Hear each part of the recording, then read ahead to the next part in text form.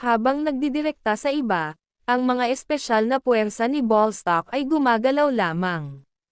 Ayon sa kanya, dahil ang piitan na ito ay bago, magkakaroon ng mas kaunting mga halimaw, at ang tagabantay ng piitan ay magiging mahina. Ito ang perpektong oras para makakuha ng artifact. Sumang-ayon si Emmerich na ito ay magandang timing, ngunit nagtanong kung walang sino mang maaaring gumamit ng pathfinding sa kanilang koponan. Dahil sa inis, tinanong sila ni Raymond kung sa tingin ba niya ay madaling humanap ng taong may mataas na husay sa ganyan. At hindi rin nila kailangan ng scout sa misyong ito. Pumayag siya, at pinahinto sila ni Millie sa daan, dahil may nangyari. Dahil na-deactivate na ang mga bitag, inakala nila na dinasarmahan ito ng isa pang halimaw na may katalinuhan, ngunit hindi siya sumang-ayon, at ginamit ng halimaw na iyon ang kanilang mga katawan at hindi magiging ganito. May naiisip ding kakaiba si Raymond. Alam niyang bagong piitan ito, ngunit wala pa silang nakikitang halimaw, kahit isang putik. Naisip ni Emmerich na maaaring may kung ano habang sila ay patuloy na umuunlad, at hindi nagtagal ay nakakita sila ng isang bangkay ng duwende at nagtaka kung ang troll ay dumaan doon. Ngunit ang mas kakaiba ay ang lahat ng mga katawan ay nasunog.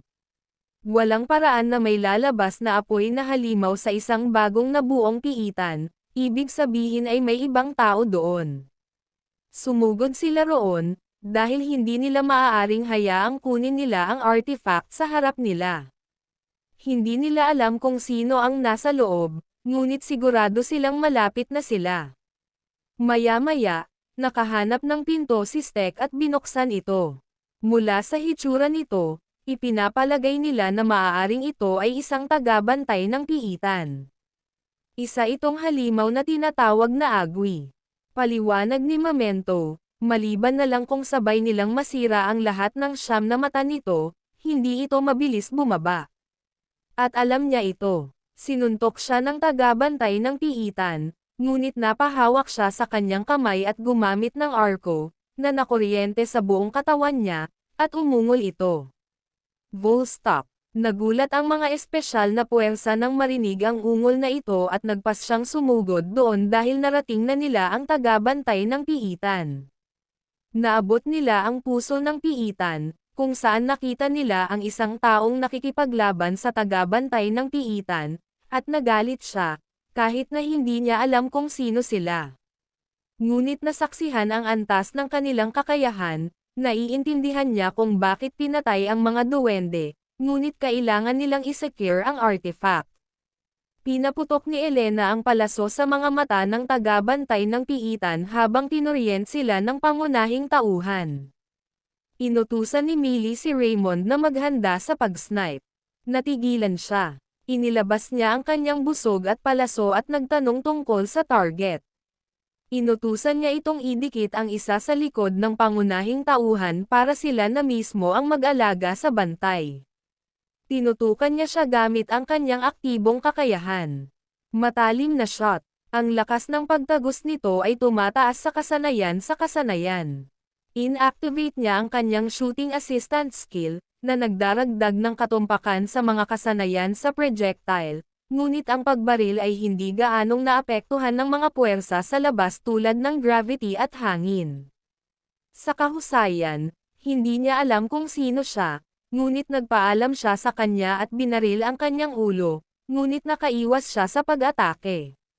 Laking gulat niyang nasaksihan ito, at tinitigan siya ng pangunahing tauhan at inatake siya ng bowl ang apoy. Ngunit ang kanyang kaibigan, si Miek, ay nagligtas sa kanya sa pamamagitan ng pagtulak sa kanya pabalik. Pinuntahan sila ng bida at tinanong kung sino sila at tinanong kung hindi ba sila magsasabi ng kalokohan, tulad ng kung paano hindi nila napagtanto na siya ay isang tao. Sinabi ni Memento na hindi iyon ang nangyari dahil ito ay isang arrow na puno ng layunin ng pagpatay.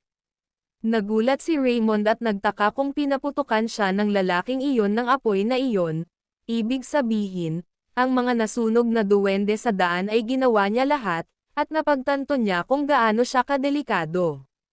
Pinagbantaan siya ng bida gamit ang arko at tinanong kung hindi niya sasagutin kung bakit niya ginawa iyon. Nakuryente siya, ngunit nakaharang si Miek, pinrotektahan siya gamit ang kanyang kalasag, at sa halip ay nasugatan.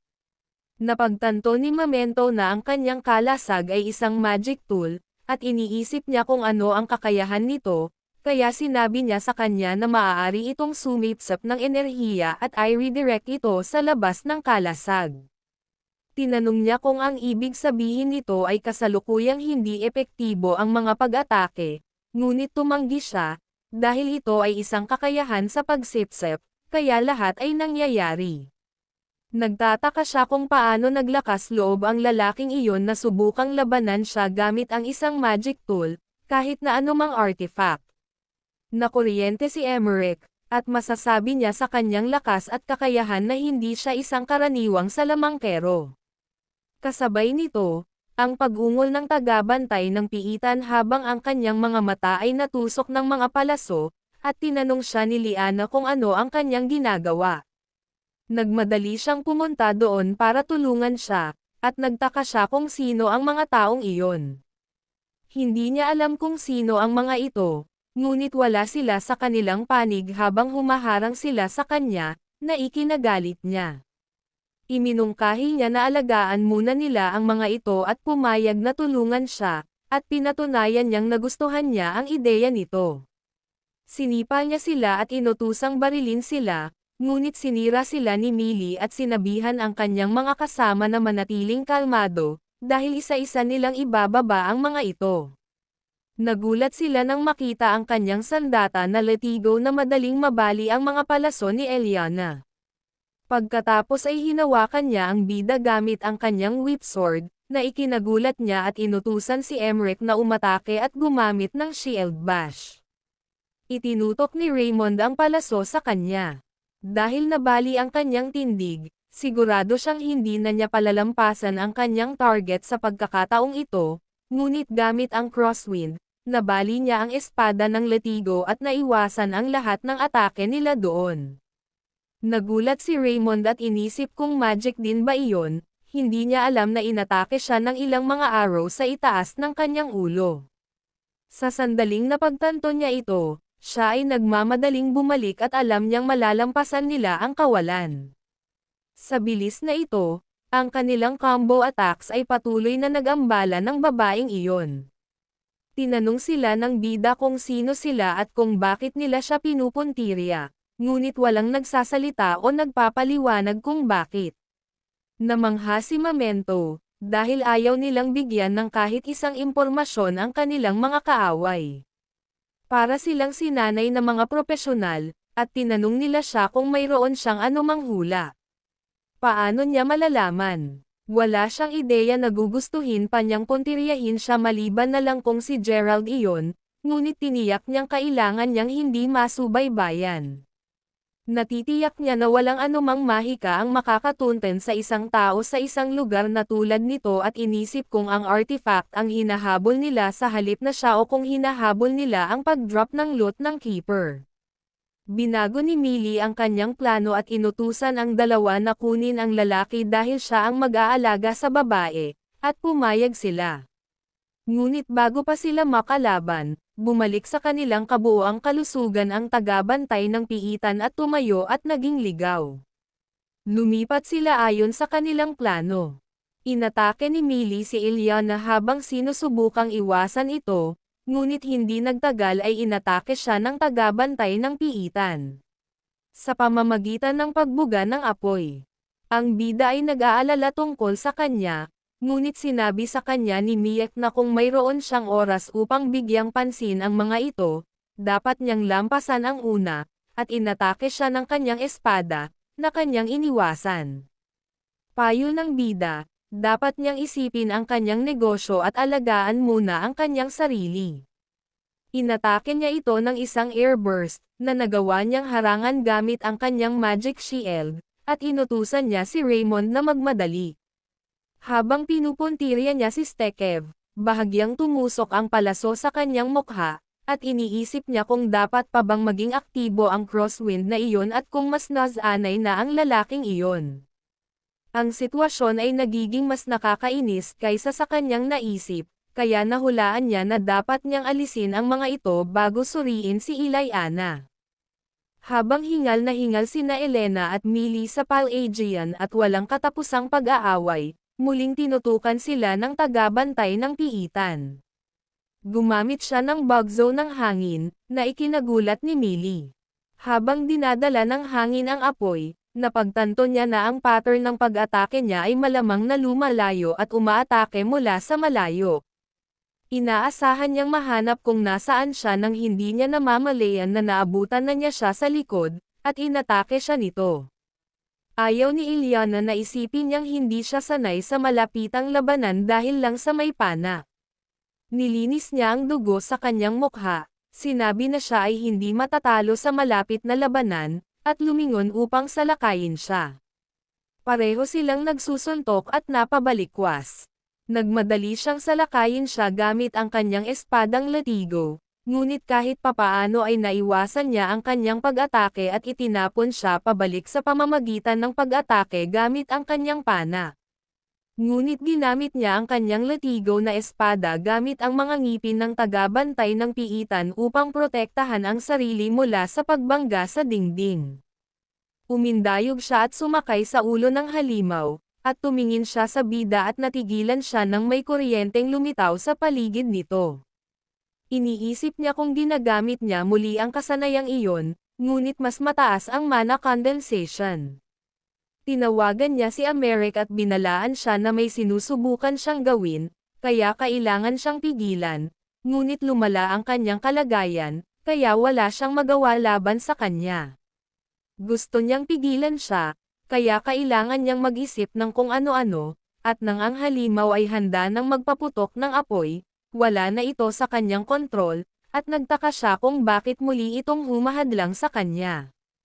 Galit na tinak ng bida ang mana at pinaga niya ang kombinasyon ng airburst at crosswind, na hindi kayang tiisin para sa kanilang lahat.